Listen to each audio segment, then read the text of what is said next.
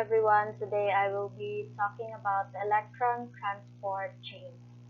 So the electron transport chain is a cluster of proteins that transfer electrons through a membrane within mitochondria to form a gradient of protons that drives the creation of adenosine triphosphate.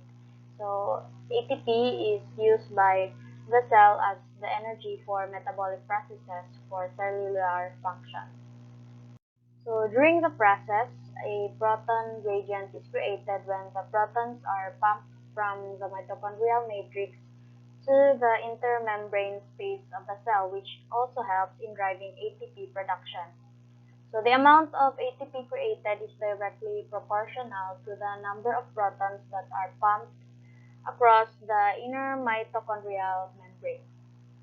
So the electron transport chain involves a series of redox reactions that relies on protein complexes to transfer electrons from a donor molecule to an acceptor molecule.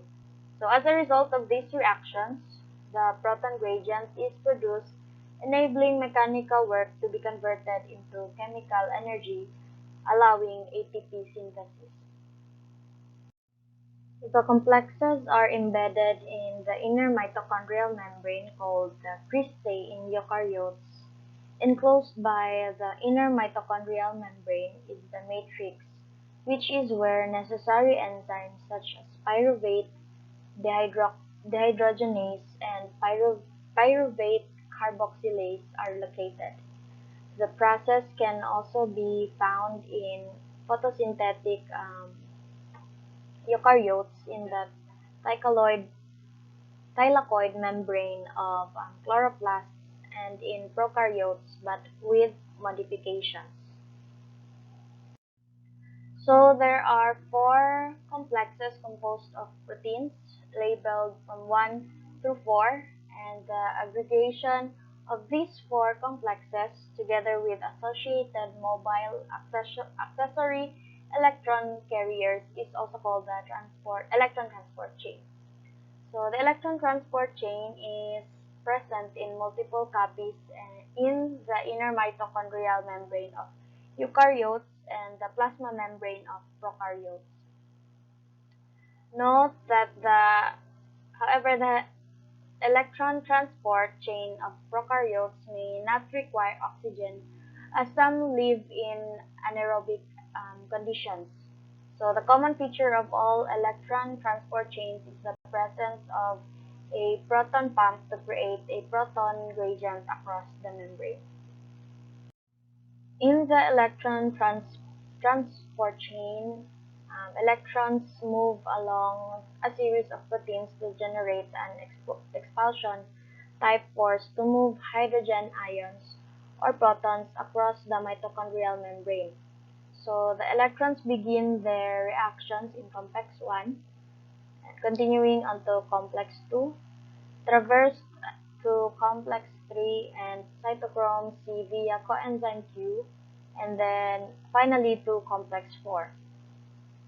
So the complexes themselves are complex structured proteins embedded in the phospholipid membrane, and they are combined with a metal ion such as iron to help with proton expulsion into the intermembrane space as well as other functions. So the complexes also undergo conformational changes to allow openings for the transmembrane movement of protons. So complex 1, the NADH dehydrogenase. So to start, two electrons are carried to the first complex aboard NADH. This complex, labeled 1, is composed of flavin mononucleotide and an iron sulfur containing protein. So the FMN, which is derived from vitamin B2, is also called riboflavin, is one of the several prosthetic groups or cofactors in the electron transport chain. And the enzyme in complex 1 is NADH dehydrogenase and is a very large protein containing 45 amino acid chains. So complex 1 can pump 4 hydrogen ions across the membrane from the matrix into the intermembrane space. And it is in this way that the hydrogen ion gradient is established and maintained between the two compartments separated by the inner mitochondrial membrane. So next is complex 2, succinate dehydrogenase. So complex 2 directly receives the FADH2, which does not pass through complex 1. The compound connecting the first and second complexes to the third is ubiquinone. The Q molecule is lipid soluble and freely moves through the hydrophobic core of the membrane.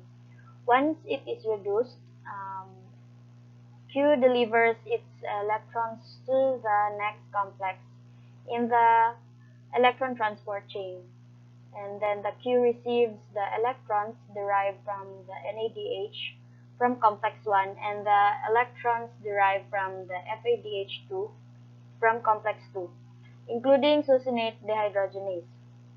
So this enzyme and FADH2 form a small complex that delivers electrons directly to the electron transport chain, bypassing the first complex. And so, since these electrons bypass and thus do not energize the proton pump in the first complex, fewer ATP molecules are made from the FADH2 electrons. So the number of ATP molecules ultimately obtained is directly proportional to the number of protons pumped across the inner mitochondrial membrane. So the third complex is composed of cytochrome B, another iron sulfur protein, risk center, and cytochrome C proteins. So this complex is also called the cytochrome oxidoreductase. And the cytochrome proteins have a prosthetic group of heme. The heme molecule is similar to the heme in hemoglobin, but it carries electrons and not oxygen. And as a result, the iron at its core is reduced and oxidized as it passes the electrons, fluctuating between different oxidation states. The heme molecules in the cytochromes have slightly different characteristics due to the effects of the different proteins binding them, giving slightly different characteristics to each complex. So complex 3 pumps protons through the membrane and passes its electrons to cytochrome C for transport to the fourth complex of proteins and enzymes, wherein the cytochrome C is the acceptor of electrons from Q, and on the other hand, Q carries pairs of electrons, and cytochrome C can accept only one at a time. And then the fourth complex is composed of cytochrome protein C, A, and A3. This complex contains two heme groups, one in each of the two cytochromes, A and A3, and three copper ions. And the cytochromes hold an oxygen molecule very tightly between the iron and the copper ions until the oxygen is completely reduced. And the reduced oxygen then picks up two hydrogen ions from the surrounding medium to make water. Then the removal of the hydrogen ions from the system contributes to the ion gradient used in the process of chemiosmosis.